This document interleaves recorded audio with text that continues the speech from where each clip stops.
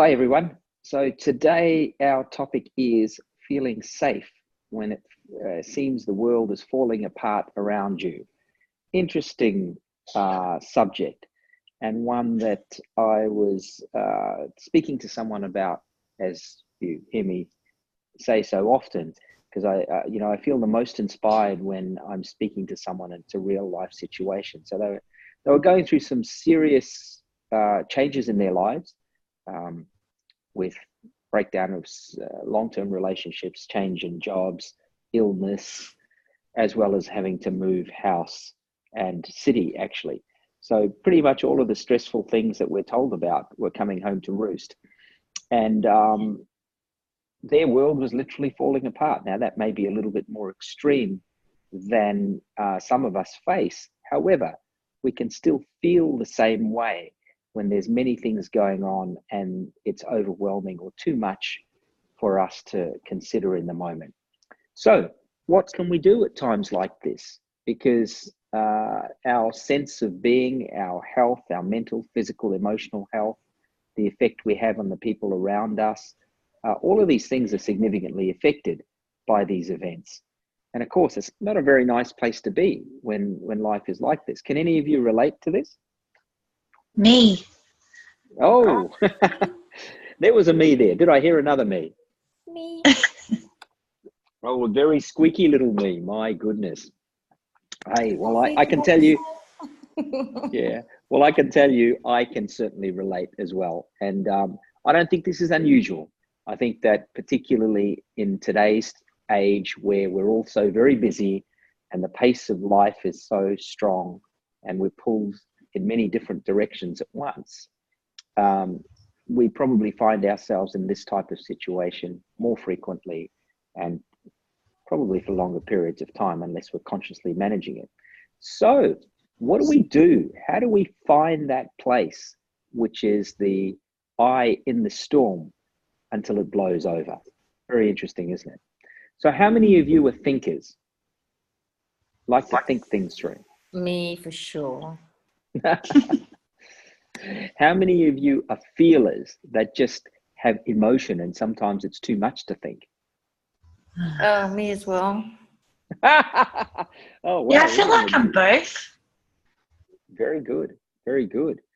And how does the thinking relate to the feeling for you? I think maybe, I don't know, because I need to think about the answer. Very good. Maybe. What about for you, Bri? Oh, sorry. Keep going. Maybe I get confused because maybe, I'm not sure, but off the top of my head, I always say that I get confused because it's like bouncing between the two and I don't know where I am sometimes, maybe with that. That's terrific. What a great answer, and so true. You know, it's difficult to contextualize our feelings from a thought place, and it's difficult to contextualize our thought from a feeling place. So of course it's going to be very confusing when you're trying to put a square peg in a round hole. That's what I'm hearing here. Does that resonate for you? Yeah. Very good. Thank you. Now, were you saying something just then, Bri? And I just as Trish was speaking, and I'm sorry, I still can't see you guys, so it's a little bit unusual, but I can hear you. Yeah, I think I think a lot and I feel a lot, but when I'm feeling overwhelmed, I think a lot about my feelings and I get lost in the vortex of how I'm feeling, why, what's causing it, and then it's just this closed loop of chaos. That's what it feels like. So let me ask you something. When you're in that closed loop, what physical actions are you taking? What are you actually doing at times like that? I'm probably just stewing. I'm often not doing, and probably it's something physical. I'm probably just sitting and ruminating. Often being desk bound at work. Sometimes it's that, or it's some kind of, yeah. And honest to God, it's so simple half the time to break me out of it, but I don't do the things that break me out of it. Yeah, I think. So very good. So now, if I may, Bridie, that's brilliant. We've talked about how your thoughts and your feelings are and where you lead from and how they interact. And then we want to go to what action are we taking? And it's the combination of these three things that keeps us overwhelmed and trapped in this situation. Because you know what? When we're in our flow, there's a sequence of things we do between how our emotions and our thought processes connect and communicate in a healthy way. And then where does action fit into that sequence? And then what's a healthy sequence? So if something's not working, it's a good idea to understand where am I at with what I'm thinking, what I'm feeling, and what I'm doing. Does this give you a framework to work from? Yeah. Good. So let's think about it. How would we do that?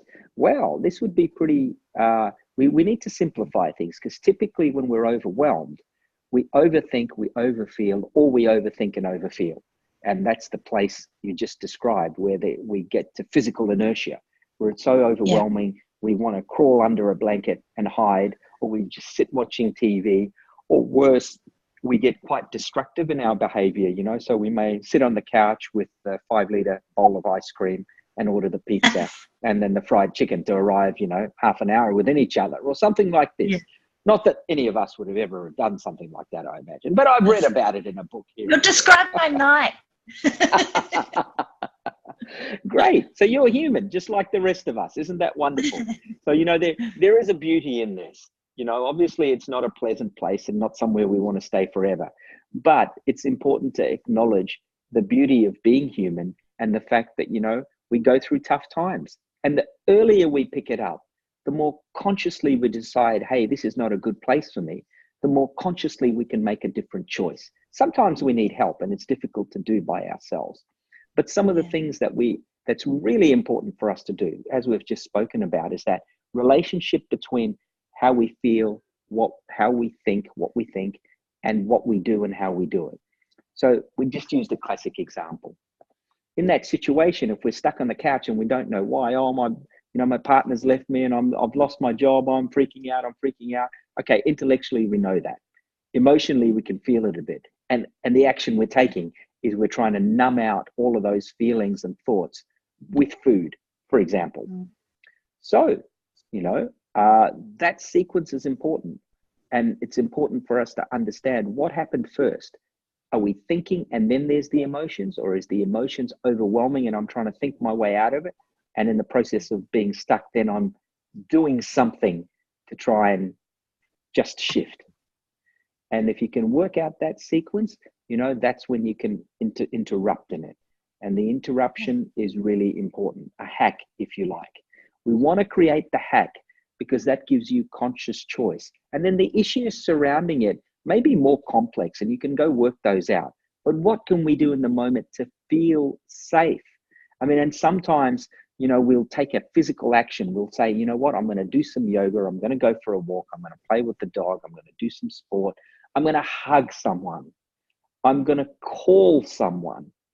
So these are actions. You know, what do I do that interrupts me? You know, I just want to hide right now and lay on the couch and people are calling me and I don't want to answer the phone. You know what? I actually need to go out for a walk and meet a friend for a cup of coffee and say, I don't know what to do. My life is falling apart. Can I just have a hug? As an example. Because it's taking the first step that can start working it. Now, we heard from you guys that you're also thinkers and feelers both. And, you know, you have this ping pong that happens between the two of you. Of course, there's many combinations of this, but we want to be practical, not theoretical. And it's interesting how both of you described a very similar situation, didn't you? So obviously, to me, that's the one we have to speak about tonight. So in that situation, what I would recommend is get the stuff out of your head, because if you're a thinker, it spins around and it spins around and it spins around. And the easiest way to get it out, okay, you can write it down and lists work for some people to get it out. What I'd encourage you to do is to be much more tangible with it. So take your thoughts and use a cushion or something that's a physical manifestation that's big, and throw each of your thoughts out on the ground where they need to be. Use a piece of paper if you don't have cushions, something big and that's tactile. Here it is. This is, I'm stressed about my partner leaving me. This is, you know, all the thoughts that are going on in my mind, and get them out and look at them. If you need to, put them on stickers and stick them up all against the wall. Yeah. So you can visually see what you're doing and what's running in your mind. And take a big breath, move back, and physical action. So you've got the thoughts out. Now you want to create a physical action that's about being clear-headed. So some of the classic things to do are long, deep breaths, walking in an aware way. So active meditation, you know, conscious grounding, all the things you've heard about. And you may do that with some sort of body-based thing, whether it's Tai Chi, Kung Fu, Qigong, yoga, deep breathing, pranayam, classical grounding exercises. You may be quite inclined to music, so playing music and doing some dancing and breathing and flowing, free flow, something that activates your body in a particular motion, which is reflecting the fact that you've cleared your mind. And then when it comes to your emotions, okay, I'm feeling overwhelmed. Okay, what's the overwhelm? And again, externalize. You could use cushions, you can use stickers. For the emotions, use very big stickers with very big, small words. I feel abandoned. I feel betrayed. I feel alone. I feel lonely. I feel horrible. I hate myself. Whatever they are, stick them up and take a breath each time. Ah. And then, you know, it's probably a good idea to do some other form of physical action. Maybe just shaking your body. Just shake your body, shake your body, shake your body. So you're anchoring this clearness, this clarity of acknowledging your emotions, but separating that they are not all of you. Those particular emotions aren't all you have. Right now, they're the ones that have a lot of heat in them. And the heat is creating a lot of activity inside, which is stimulating the thoughts. And you've got, as you said before, Bri, this vicious cycle going on and on. And then, of course, that leads to the physical inertia. Is this making sense? Yeah. So this is really important to understand. And you know what? If you're not sure, have a friend help you. Have them listen to this on YouTube. Say, hey, can we do this exercise he's talking about? It's really simple. Yeah. And you can do it yourself. And you know what? If you want help with your issues, unraveling or otherwise, you've got plenty of people you can call on. But this is something you can do yourself to give you that sense of empowerment. It's something you are doing for you. It's something simple. And it's something that you then, A, have conscious choice over, and B, create conscious choice by doing. Because really, that's what we're about. We want to get to a place where our reality is affected by and created by conscious choices that we're making. Is that clear? Yeah. Are you getting something out of that? A lot. We've covered a lot of ground in a short amount of time. As you guys know, we spend a whole day doing a communications workshop around this exact thing. So it's the information is very simple, and yet it's very profound in the way it can affect you, as we've all experienced. However, practice is always a good thing. So if you're feeling a little stressed, even, what a good thing to try. And it'll help you with your stress levels. Because as a tennis coach of mine used to say, that you know, the Grand Slam finals aren't won on match day, they're won on the practice court. So that means the more we practice these things, the better we get at it, so that when the stress is really on, we're actually probably able to take action rather than feel super overwhelmed, too overwhelmed to do something ourselves sometimes. Very, very good. Have we got any questions, Gav?